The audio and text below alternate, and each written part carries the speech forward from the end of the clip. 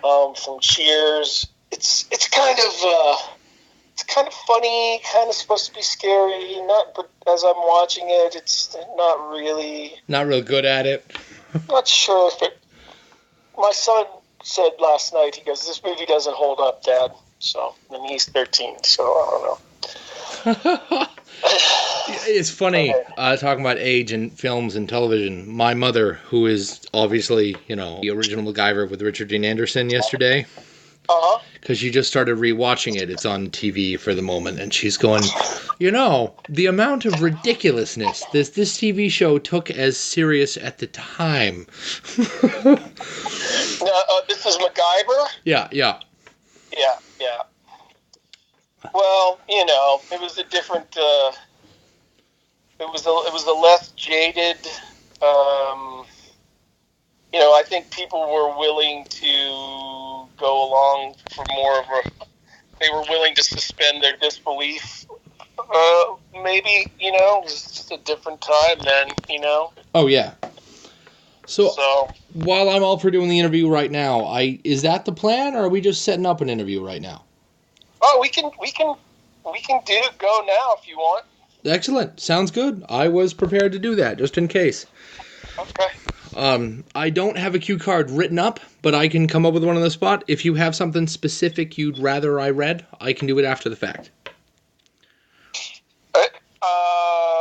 It's whatever's easiest for you, man. Okay, sure. Today it's my great privilege to interview Eddie McClintock, who you may or may not know from Warehouse 13. He was Pete. He's recently started a Netflix show, and he's been in an enormous amount of television. How are you today? Good. Yeah, I've been a stepping stone for some of the biggest names in Hollywood. Jack, I asked you not to walk on the rug with your shoes, right? Just 2 minutes ago I asked you that. Jack's a cool name. Thanks. Yeah, his name is John Kelly. My grandfather was John Kelly. My cousin's John Kelly. My sister's Kelly. Wow. And so we got a lot of Kellys. And, we called my grandfather Jack. Well, at least the adults did. And hold on one sec. Yes, can I help you, sir? Do you need a ride somewhere? Okay. All right. Be careful. Stay in touch. Don't take the phone out of the case. Be good. Assalamu alaikum. Yeah. So I'm sorry. Sorry about that. No, it's fine. Really. Lots of Jacks and Kellys and strong Italian family, as you can see. My uncle John went to school for the first time years ago when John was an exceedingly common name, and came home from school and said, "That's it, I'm not John anymore." And my grandmother went, "Why? How come?" And he said, because there's a time where the teacher called and you raised your hand. Right. And he goes, and 15 kids. She goes, "John, and 15 of my 20 class members put their hand up, not including me. I'm not John anymore. Jay it is." So now he goes by Jay. I didn't know his name was actually John until I was, 15. Nice. So today you're on TV again, which is awesome. What are you looking forward to? More seasons of that? I know that's what my accountant is looking forward to.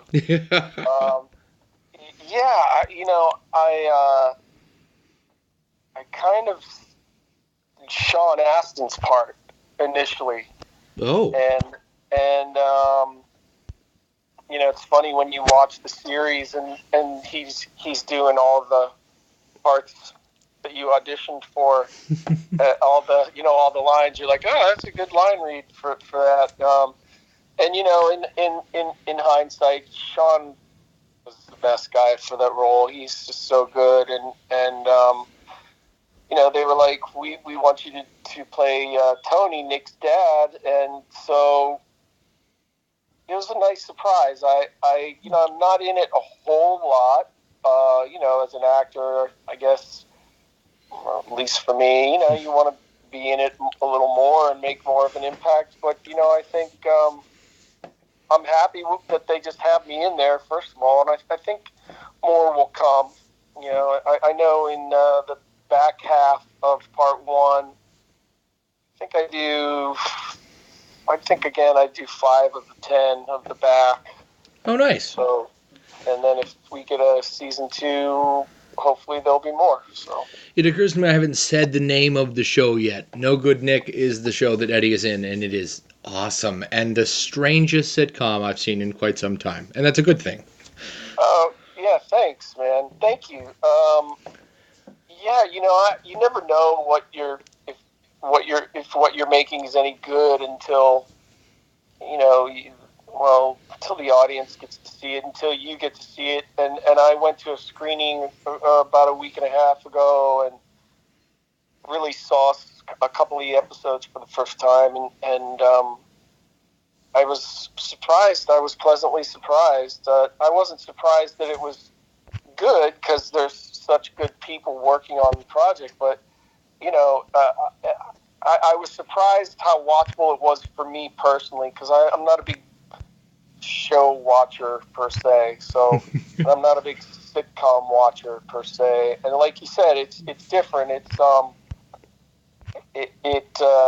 not just 4 jokes per page, standard sitcom fare. It really kind of veers from, there's teachable moments for kids, there's teachable moments for adults. It's got a lot going on.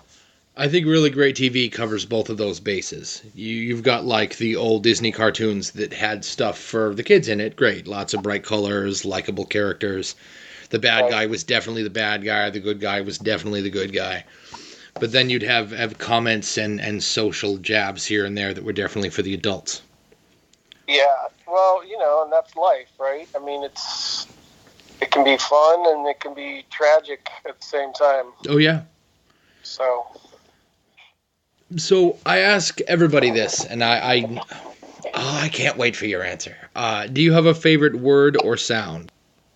Wow. Somebody asked me once how come that was the question, and I said, because what's your favorite color seems a bit boring. Purple. I like purple too. Electric purple. Ooh. Yeah, I was a big Prince fan. Minnesota Vikings. I liked Minnesota Vikings early in my football fandom just because I thought the uniforms were pretty. My dad was like, "Hey, that's no way to like football." That's funny. My favorite sound. Gosh,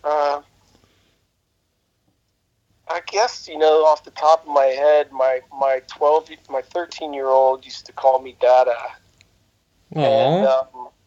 And he called me Dada for years and years, and he doesn't do that anymore. And it just was one of those things when my boy was growing up, Dada. So I guess that would be my favorite sound. That's cool. Thanks. And then my favorite word. Employed. Employed as in I am employed because I have a job? Indeed. That's cool. It's a nice practical word, right? Thank you, sir. I am a practical man. So right now, you're on TV in a recurring role. Do you have any big projects lined up that you're not allowed to talk about, but I'm going to ask you about anyway? Not that I'm not allowed to talk about. I have a movie for Lifetime coming out, and that's with Vanessa Marcil from 90210, and then she was on Vegas with James Caan and Josh Duhamel. And it's a fun little mystery movie for Lifetime, and very empowering for the female contingent of our society. Excellent. When does it come out? I haven't heard an actual release date, but I I heard that it will be sometime this summer. So I'll keep and my it's eyes peeled called for it. My Stepfather's Secret. Ooh, Yeah, sure. that's got mystery right in it. Right there. So you've been in so much television. Whether it's a show that got closed up way sooner than it should have, and you're not always the same guy. Lots of guys and lots of actors and actresses end up doing the same thing. Right. And your acting, how do I say this? Your acting zone, the swath of roles you filled, are just extraordinary. Do you have a couple of favorite roles? Or is that? Well, certainly Pete Latimer from Warehouse 13 comes to mind. Probably because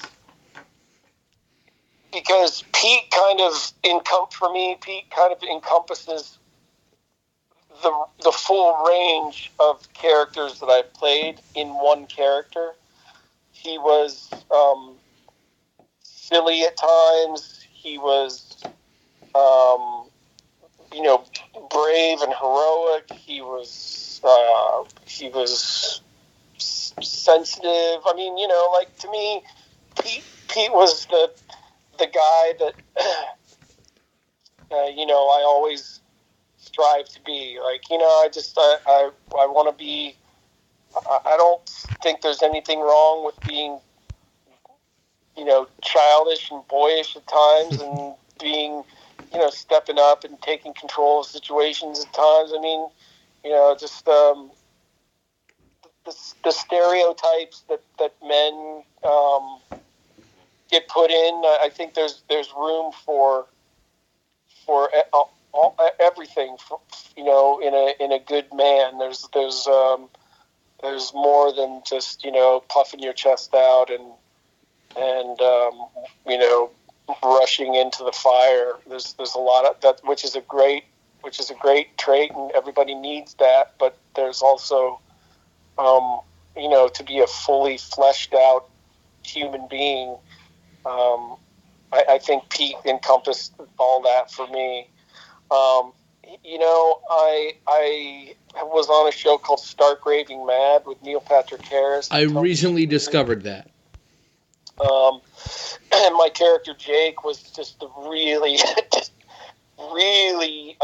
not smart, but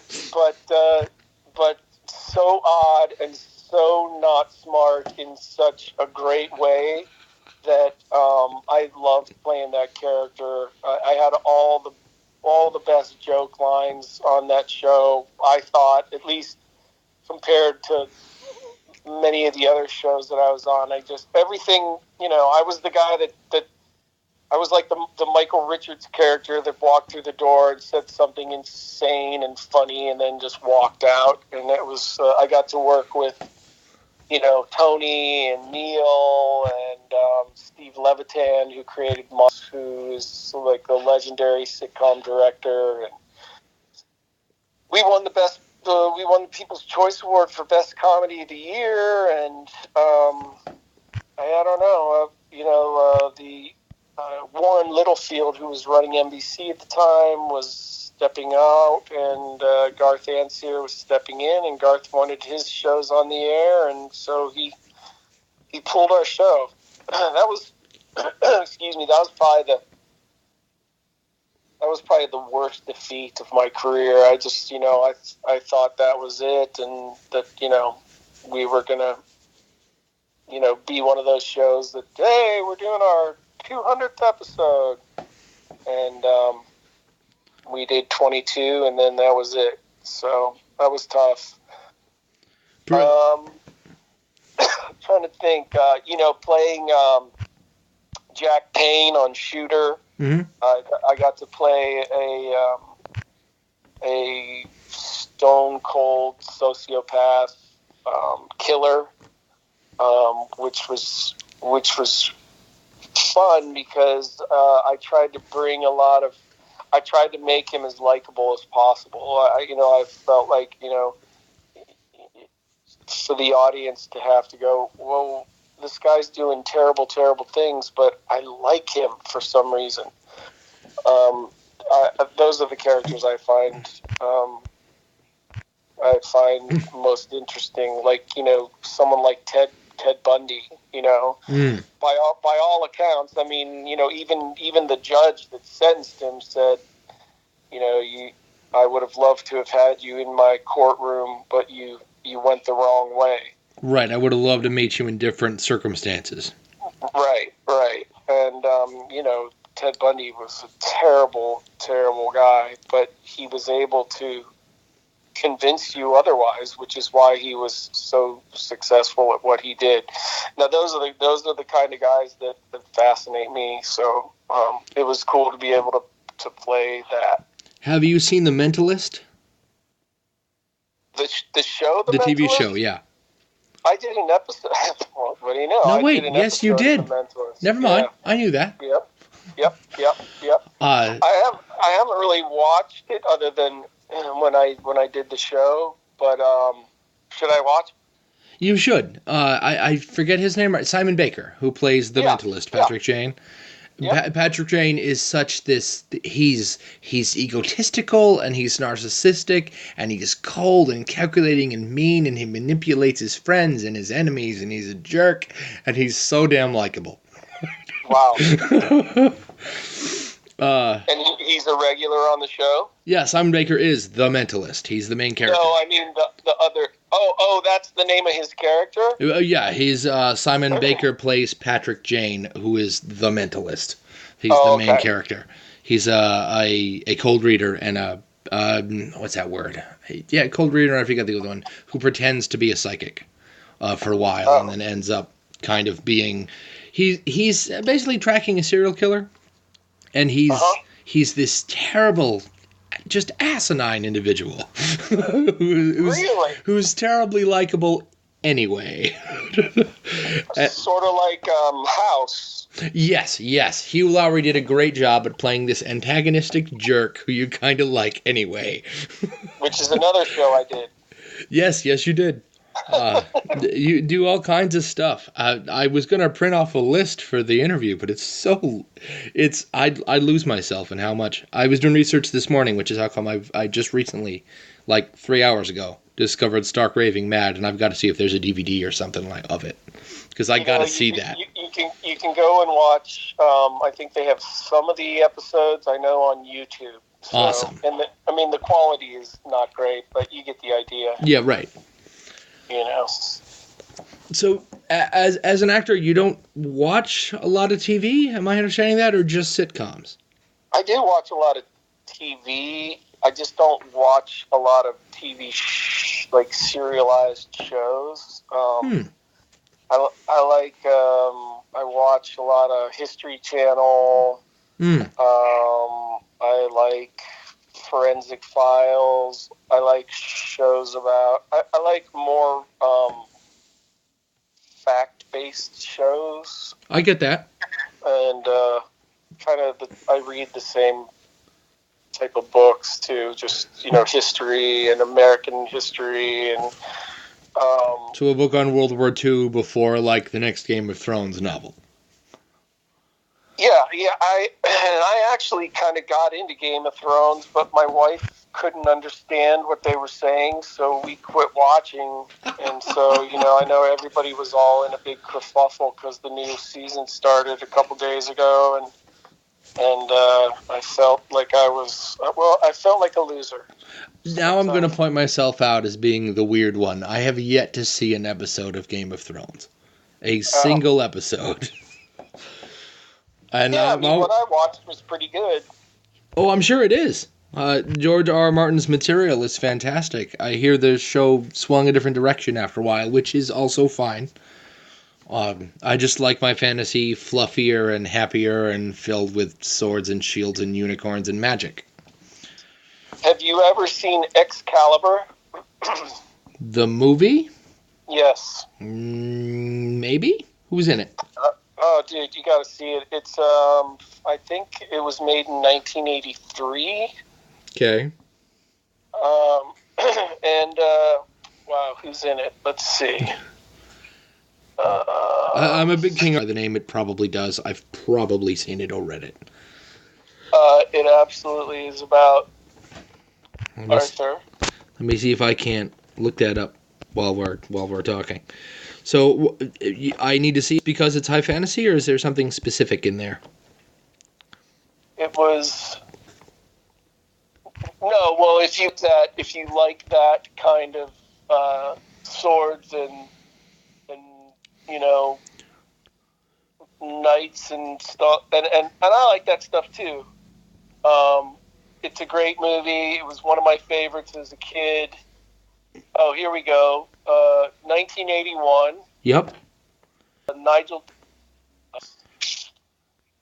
Gabriel Byrne is in it. Nice.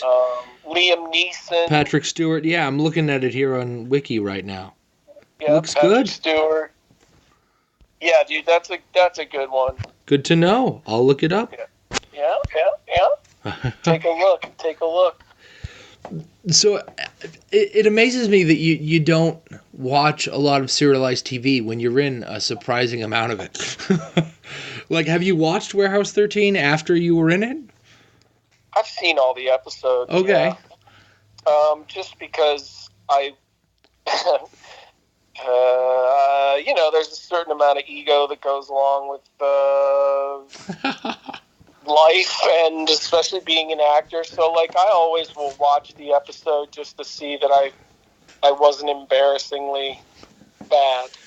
And if I watch the episode and I just go, okay, I'm okay with that. That wasn't too. Or if I was worried about a certain scene that we did, and I'm like, oh man, I don't know if I ever really got what I wanted out of that. I'll go and check it out and make sure. And usually I'm way more self-critical than... I imagine all artists are. Yeah. There's an episode earlier in the show where you end up with a Saracen spine or something. It looks like a fossil that attaches to your back and electrocutes you and drives you to be crazy strong. And then it's going to kill you and attach to someone else. There's where you're not going to put up with it. And you plan to basically electrocute yourself to make the thing pop off. Right. And it's... I think in a lot of TV, it's really easy to make that come across as super campy, like in the Star Wars with the no, right? And right. And I really do think you pulled that off. That's one of my favorite.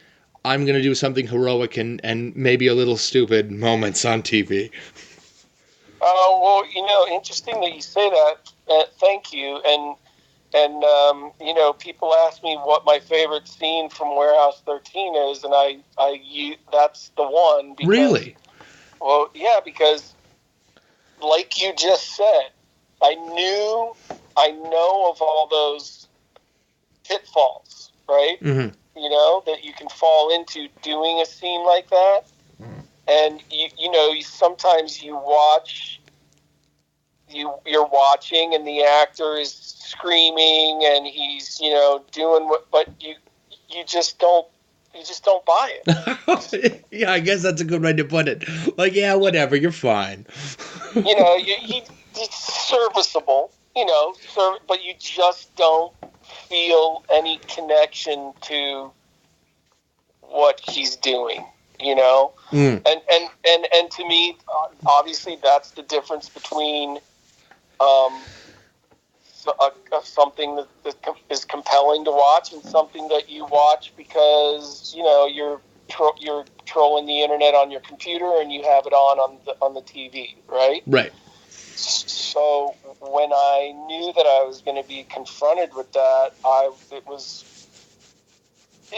the first time, maybe I think pretty much in my career, that I had ever been challenged in that way. And so I was like, well, it was kind of a sink or swim moment for me. Mm. And, I just... I used it as a primal scream therapy for me, for all the frustrations and all the stuff in my life. It was my way of getting a free pass to show the world, like, all of my anger, frustration, pain, stuff that I had gone through in my childhood, in my life, whatever. That's what you have to use as an actor, because you've never had a spine of Sarazen attached to your back and you're about to make suicide to save the world, right? So you have to come up with and you have to substitute something else in your life for what you're doing on screen. So that's what I did, and I it's kind of like the same thing when I go to my therapist. When I go to see a therapist, it's like I tell them everything. Like, I don't hold back, because what's the use? What's the purpose? Why go if you're not just going to lay it all out there? And I just said, I'm just going to lay it all out there and hope that it comes across. And how can real emotion not come across? If it's real, then it's real. Right. So I appreciate that you said that. And after I saw it, I was like, hey, that's me. That's who I am right there. A certain part of me, and I got to play a character that was, giving his life for the people that he loved. So there was a lot of, there's a lot of that stuff at stake there. So I actually do Warehouse 13 T-shirts for conventions that I go to. Nice. And my new T-shirt has the spine of Sarazen on the back of it. So that's cool. You'll have to give me your address. I'll shoot one over to you. Oh, wonderful! Thanks. It's such a great scene. Pete is a great character, and you. Like, yeah, Micah's cool, right? But maybe it's because I'm a guy. But I was just like, Pete, I think you're right. Pete is the kind of guy that we should all want to be like. He's strong when he needs to be, and sweet pretty much all the time, and silly when he needs to be, and commanding when he needs to be. He's a good person. Is a complete character. Yeah, he uses his silliness and he uses it as a shield. He uses it when he needs to deflect and do all the things that we do when it's a serious moment and you go and you make a joke. It's right. to protect either the people around you or it's to protect yourself. And so I identify a lot with that. I think it's the last episode of the show where everybody's sitting around the table and the warehouse is showing them their favorite moment, and Pete, every moment is his favorite moment. And then he's like, "Oh my God, I'm in love with Micah." Whoa, that happens a lot in TV, right? You have the actor who is pretending to be in sheer shock of something their character just didn't realize until this moment. That's usually been a standing fact for a long time. And right. A lot of the time that's not super compelling, and I'm rather fond of Pete, your performance as, like, holy crap, what my parents call the light dawns over Marblehead moment. Right, yeah. I mean, something that's hiding in plain sight. And what I loved about that is we never, in the show, Joanne and I always talked about it, we always played against that. We always wanted it to be, two people that otherwise could very much be, attracted to one another and love one another, and we did, but we wanted to show a responsible partner human relationship. So we never leaned into will they or won't they, or are they or aren't they, and I appreciated that very much. I thought it was smart, It's a really, really great TV show. I just got a friend of mine to start watching it last time he was over here. We've got it on DVD, and he was like, I was afraid to watch this because it's campy looking. I said, yeah, but watch it. And it's a really great show, and he was ecstatic. I think in the third episode, something serious with Pete comes up, and he drops it becomes clear for just a second that the funny is a shield for an actual character. Right. And well, he was when we find out that he's going to AA meetings, Yeah, right. That it's really something. All of a sudden, he's like, "Whoa, he's a real person." He was he was afraid that Pete was substance, and I went, "That's not true." Wait. Yeah. I feel the same way, and I appreciate that. Tell him I said, hey. I'll do that. So this has been a lot of fun. Usually, I don't think we covered it. Usually, the podcast is about a half hour. So before well, I appreciate it, man. Thank you so much for looking me up and absolutely shoot me your address on the Twitter there, and sure. I'll get it. And what size? I'm a 2X, 3X kind of guy. Depends on the shirt you make. Would you err on the side of a 3X? I would. If your shirt comes in 3X, it should be one of those. If it doesn't, I can be relatively comfortable in most 2X t-shirts. Okay. I have a 2X left over right now. I have a few shirts left, and I have a 2X, but I'm going to be ordering. I'm flying to Nottingham May 5th to do a show, to do a convention, so I'll have more t-shirts made up. So it may take a while, but just don't give up hope. No worries. All right, brother. Before we hang up, is there a question I should have asked you that I didn't?